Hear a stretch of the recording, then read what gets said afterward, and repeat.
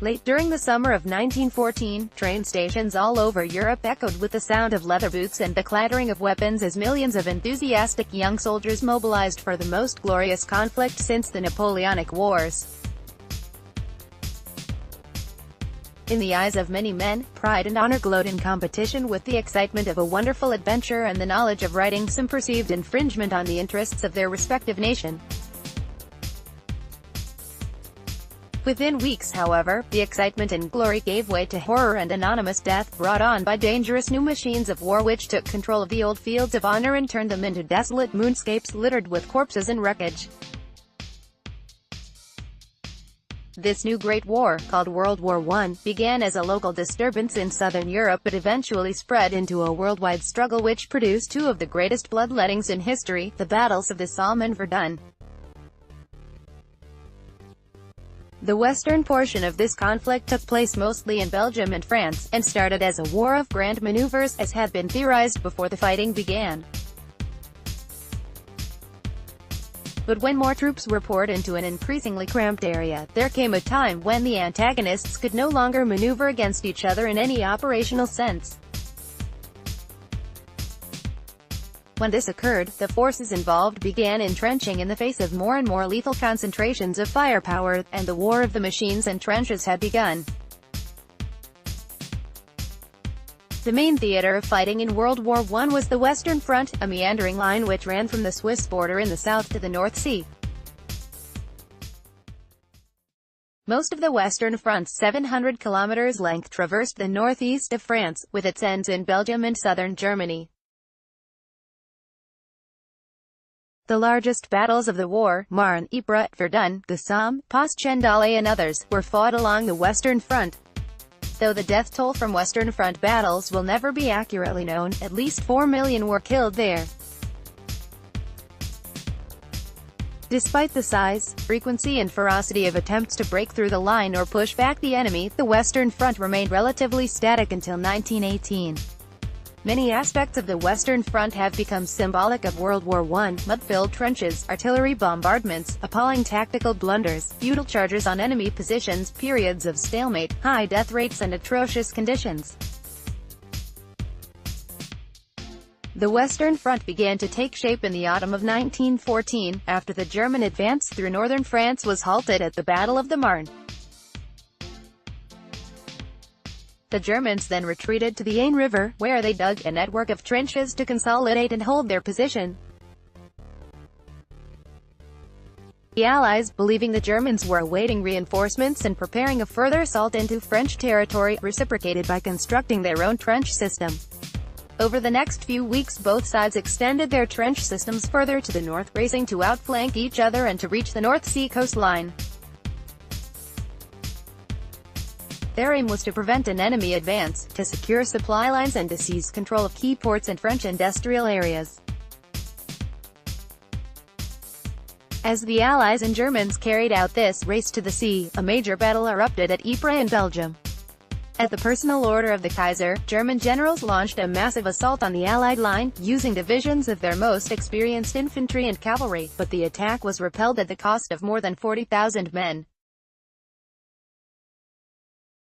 By the end of 1914 the Western Front trench line had grown to more than two-thirds of its eventual length. Commanders on both sides developed grand plans to outmaneuver and outflank the enemy, or to break through the front. But as weeks passed, home front enlistments pumped hundreds of thousands of reinforcements into the area. By early 1915 many parts of the Western Front were thick with soldiers on both sides of no man's land. This weight of numbers contributed to the front's impenetrability and the stalemate that developed through 1915. Germany's early defeats in northern France also shaped its tactical approach.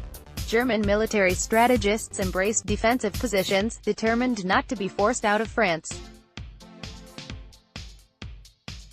Victory, they asserted, would pass to the side that could better withstand assaults and lose fewer men. German military planners abandoned the Schlieffen Plan and adopted a strategy of attrition, aiming to inflict death and injury on as many Allied men as possible. The German Chief of Staff, Erich von Falkenhayn, famously declared that his goal was to lead France white. Consequence of this was that Germany launched few major assaults in 1915. They instead relied on weapons like artillery and poison gas to weaken and debilitate Allied personnel. In contrast, British and French generals were more committed to battlefield offensives and attempts to break through the front. They tried to penetrate the German line at Champagne and Loos during the autumn of 1915, but against positions fortified with artillery and machine guns this proved almost impossible.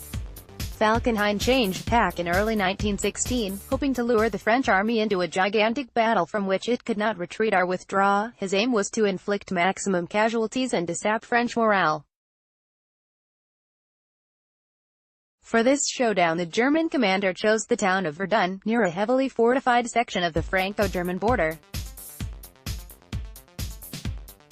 The Battle of Verdun, which began in February 1916, was the longest and the second deadliest battle of World War I, claiming between 750,000 and 1 million lives.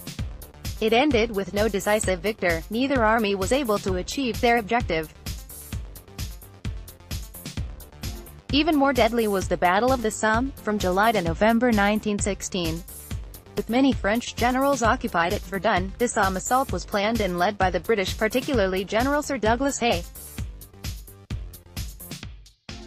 It was to be part of a simultaneous three-way offensive, with the Russians attacking on the eastern front and the Italians from the south. But the choice of location, the Somme River, was problematic.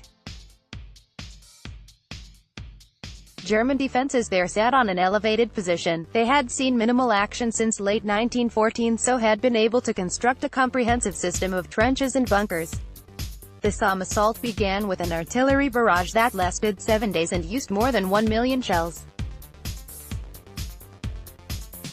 This assault did not wipe out or push back the Germans, who sat it out in deep bunkers. It also failed to destroy the masses of barbed wire strewn in front of German trenches. At 7:30 a.m. on July 1, 1916, more than 120,000 British soldiers leapt from their trenches and advanced on the German line. Expecting to find obliterated trenches and dead Germans, they were instead met by machine gun fire, artillery shells, mortars and grenades. In the coming slaughter, more than 50,000 soldiers were killed in just one 24-hour period, the deadliest single day in British military history. Photo credit, Bibliothèque Nationale de France, National Library of Scotland, National Archives.